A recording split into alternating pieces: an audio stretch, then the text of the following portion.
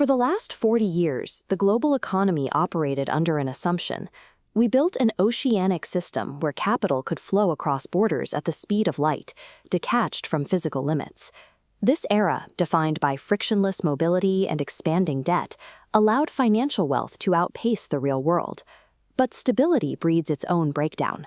By rewarding the trade of financial instruments over the creation of physical goods, the system hollowed out the actual foundation of production.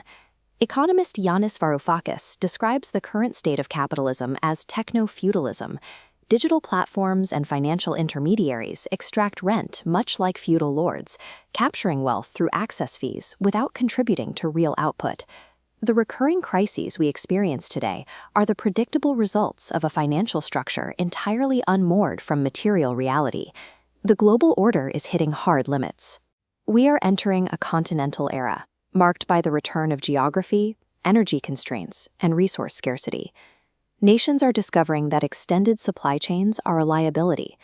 They are prioritizing territorial control and domestic resilience over the pure efficiency of global integration. A country cannot hide behind inflated asset prices when trade routes close or power grids fail. In this environment, a society's survival is strictly determined by its capacity to produce physical goods. All economic life draws from three physical realities. We rely on the extraction of natural resources, the physical and intellectual labor of human beings, and the energy required to transform matter. Modern macroeconomics treats capital as an independent primary engine of wealth, capable of generating output entirely on its own. This is a mathematical error. Capital is derivative. A machine is simply accumulated past labor. Infrastructure is stored energy. None of it exists without the underlying physical processes that created it. When policy elevates capital above the labor that creates it, the system distorts. Economist Thomas Piketty documented how the returns on capital consistently exceed overall economic growth, leading inevitably to massive wealth concentration. An economy that expands its financial claims faster than its biophysical capacity to deliver real goods is borrowing from a future it will be unable to pay back. To correct this, we need a framework of judgment. Islamic jurisprudence offers the concept of amana, or a moral trust. It establishes that the holder of wealth is not a sovereign owner, but a custodian. Instead of maximizing abstract financial returns, a stewardship model demands that entrusted resources serve the public good. Capital is legitimate when it builds resilient infrastructure, protects the environment, and provides dignified employment. This introduces a strict constraint on debt. It forbids guaranteed financial gains that carry no exposure to risk or offer no contribution to real production. By treating wealth as a responsibility rather than an absolute right, capital loses its unearned supremacy. Finance is disciplined, returning to its proper role as a tool for human development. Major geopolitical blocs are already reacting to physical constraints and restructuring their economies away from pure financial abstraction.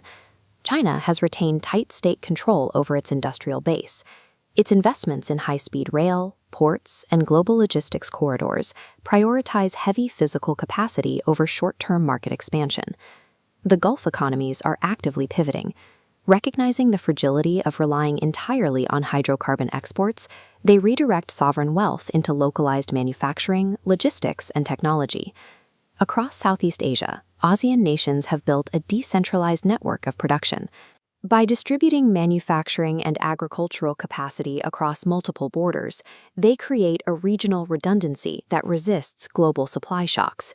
These models vary in their ethical commitments, but they share a clear trajectory. The global system is fracturing, and advantage flows to nations that secure actual material sovereignty. Standard metrics like gross domestic product obscure these realities.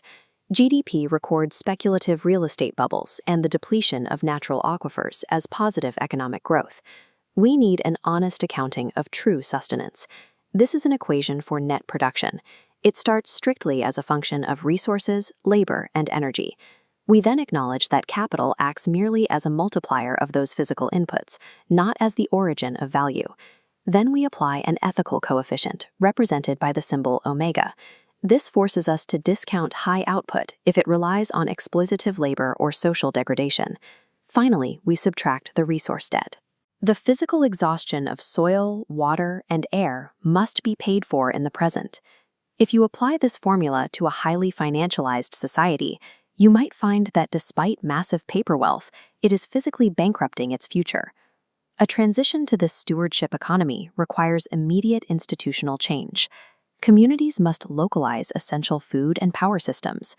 At the same time, we have to replace debt-based finance with equity structures where risk is actually shared. This is about restoring proportion.